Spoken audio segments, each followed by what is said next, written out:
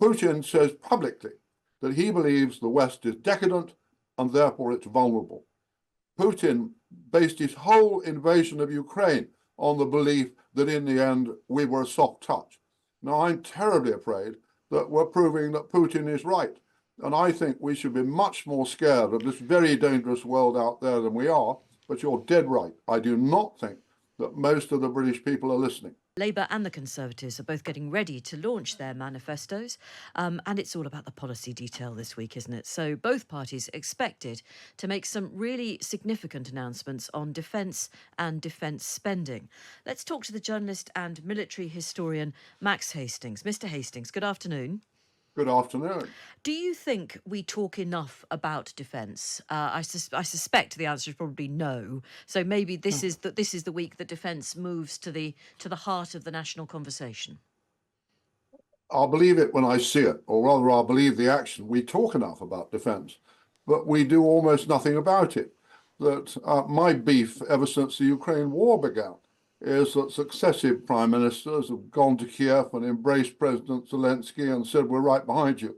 But after, indeed, shipping a lot of weapons from the British Army's stockpile at the beginning of the war, absolutely nix has been done to replace them because we keep being told there's no money.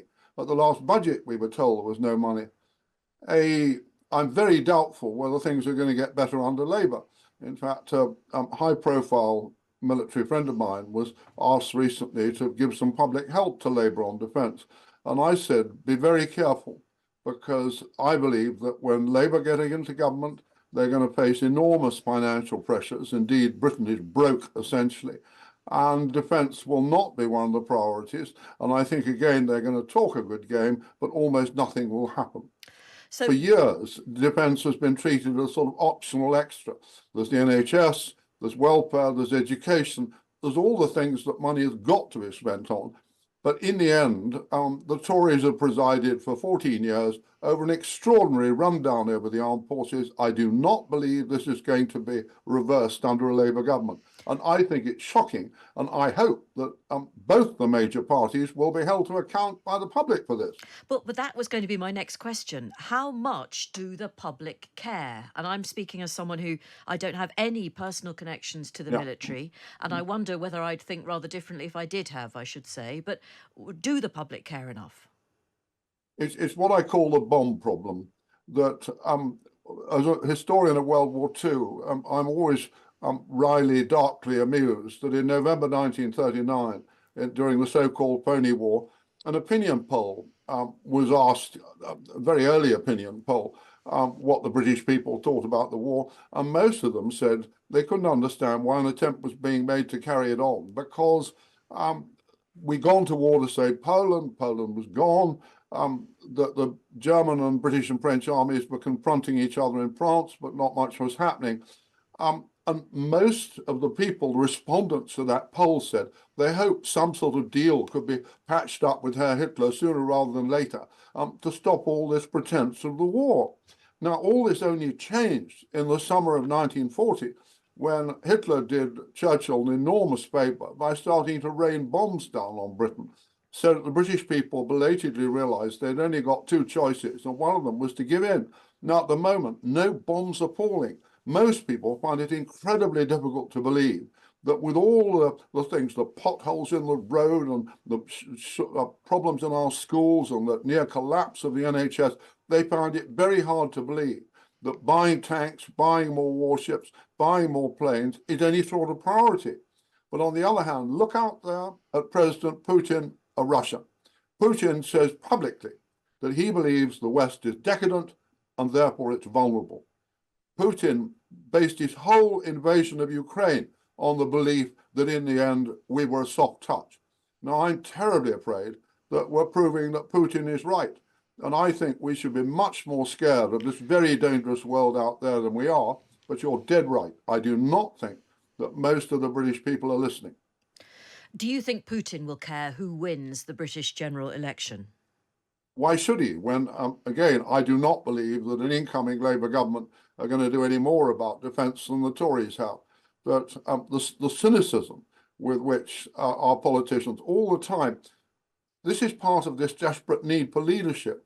Uh, I've been suggesting to every politician I meet for years, you've got to start educating the British people to the threats out there. But they don't do it, and nor do their European counterparts. That after the triumph of the far right in these European elections, I think support for Ukraine is going to be more difficult in most of the European capitals. I'm afraid it's very scary. And I was thinking over the celebrations for the commemorations of D-Day last week. We commemorate D-Day. One thing we forget is that there was a 4-year vacuum almost between Dunkirk in June 1940 and D-Day in 1944. It took most of that time, more than half the British army wasn't fighting anywhere. It was training in Britain and waiting to be rearmed to be capable of fighting the Germans once more on the continent with the Americans beside us. But it took 4 years, essentially, to undo the damage done by all those years of neglect and appeasement in the 1920s and 1930s of the armed forces. And I'm very much afraid we may not be given that much time again this time around.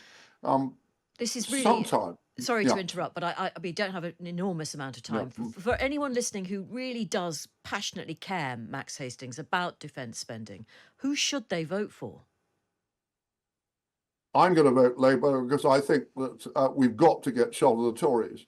But I do so with my eyes open, and I'm waiting for my Conservative friends to say in 6 months, we told you so, when Labour are struggling with the same problems, and I fear getting mixed up in the same sort of failures as we've had for the last 14 years. One prays for somewhere from out of there to come some real leaders. By gosh, we need them. Thank you very much for your time. That is the military historian and journalist, of course, Max Hastings. And look, the world is sadly a more dangerous and uncertain place than it's been for decades. Iran, Russia, North Korea, China, an axis of authoritarian states working together in ways which undermine our values and our interests abroad and here at home, threatening the integrity of our borders.